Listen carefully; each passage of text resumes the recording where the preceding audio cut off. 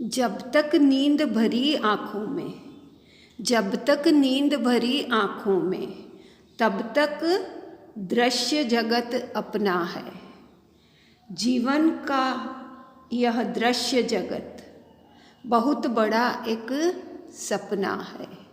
अरे उतनी देर तो जाग कर जी लो, उतनी देर तो जाग कर जी लो जितनी अभी उम्र बाकी है। कोई नहीं किसी का साथी, कोई नहीं किसी का साथी, सारी यात्रा एकाकी है, सारी यात्रा एकाकी है। ओम सजात्म स्वरूप परम गुरु शुद्ध चैतन्य स्वामी ने नमः। ज्ञानार्णव में आगे बढ़ते हुए गाथा 74 चमोत्तर में बता रहे हैं कि यह आत्मा स्वयं तो ज्ञान ज्योति प्रकाशमय है, यानी मैं स्वयं ज्योति, ज्ञान की ज्योति, दिव्य ज्ञान प्रकाशमय ही हूँ और देह सहित देही, औदारिक, तेजस और कार्मण, इन तीनों शरीरों से ढका हुआ है।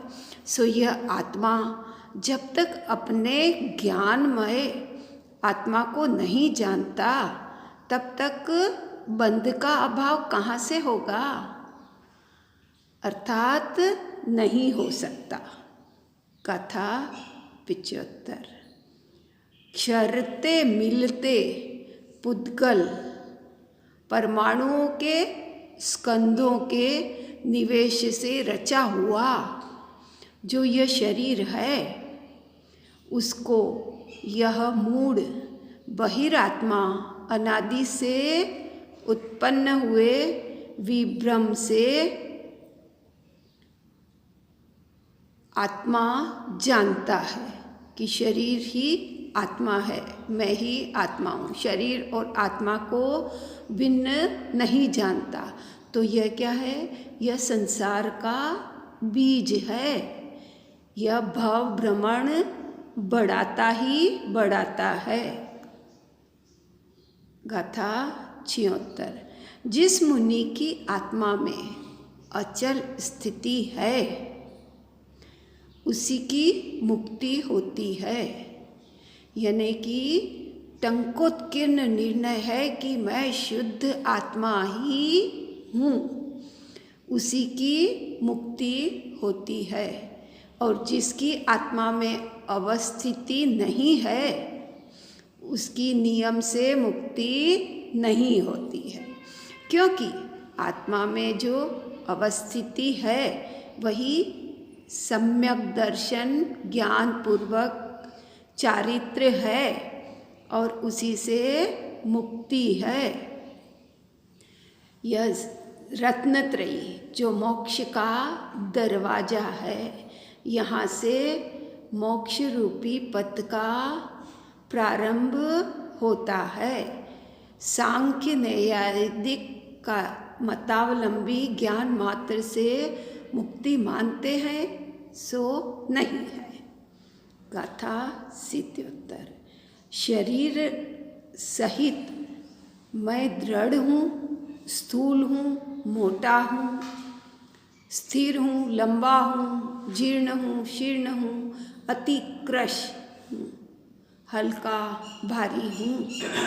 इस प्रकार आत्मा को शरीर सहित संबंध रूप नहीं करता हुआ पुरुष ही आत्मा को ज्ञान स्वरूप जानता है कि यह तो सब है, सब शरीर के हैं, पर मैं तो क्या हूँ? ज्ञान स्वरूप आत्मा ही हूँ, ज्ञानानंदमयी आत्मा ही हूँ और उसी का अनुभव करता हूँ। गाथा 78 लोक का संसर्ग होने से वचन और चित्त का चलना और मन को भ्रम होता है। ये उत्तरोत्तर बीज स्वरूप है,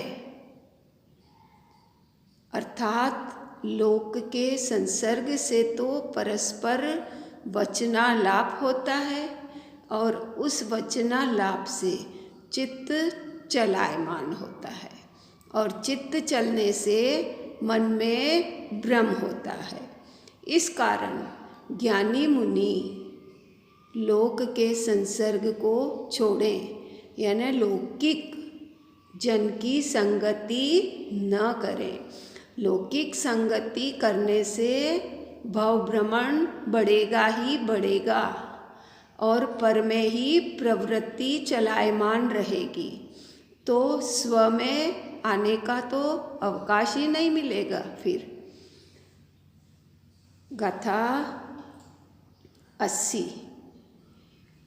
जो अनात्मविद है अर्थात आत्मा को नहीं जानते, वे पर्वत ग्राम आदि में अपना निवास जानते हैं और जो अस्त विभ्रम यानी ज्ञानी है वे समस्त अवस्थाओं में अपने आत्मा में ही अपना निवास स्थान समझते हैं।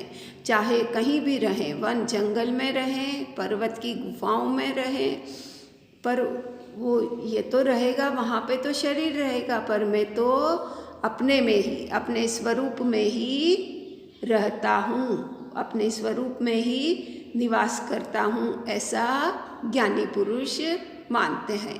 परमार्थ से पर के आधार भाव को नहीं जानते कि पर तो कोई आधार हो ही नहीं सकता। मैं स्वयं का आधार स्वयं ही हूँ, तो फिर किसका आधार लेऊं पर मैं। गाथा 80। शरीर में यह शरीर ही आत्मा है, इस प्रकार जानना काय की संता अर्थात आगामी परिपाटी का कारण है और अपने आत्मा में ही आत्मा है ऐसा ज्ञान इस शरीर से अन्य शरीर होने के अभाव का कारण है कि आत्मा में ही आत्मा है ऐसा ज्ञान शरीर से अन्य है, भिन्न है, वह भव के अभाव का कारण है। यह आत्मा अपने ही द्वारा अपने संसार को करता है, कोई करवाता नहीं है। स्वयं अपने भाग्य का विधाता है। मेरे नसीब में क्या लिखा है, जो मैंने किया है वो लिखा है, वही तो मेरे संस्कार बनेंगे।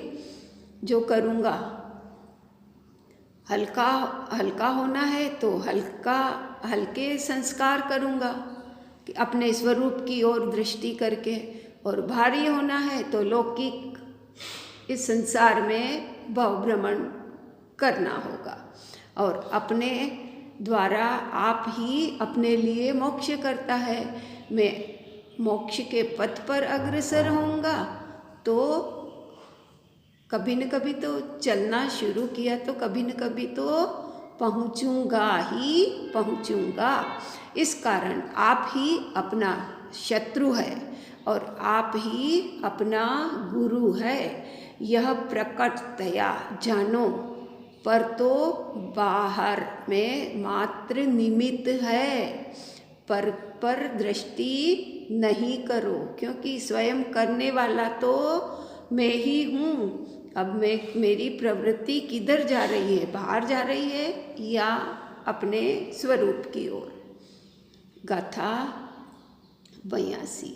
आत्मा का जानने वाला ज्ञानी देह को आत्मा से भिन्न तथा आत्मा को देह से भिन्न देख कर ही निशंक हो, यानी देह को त्यागता है, यानी समाधि मरण करता है।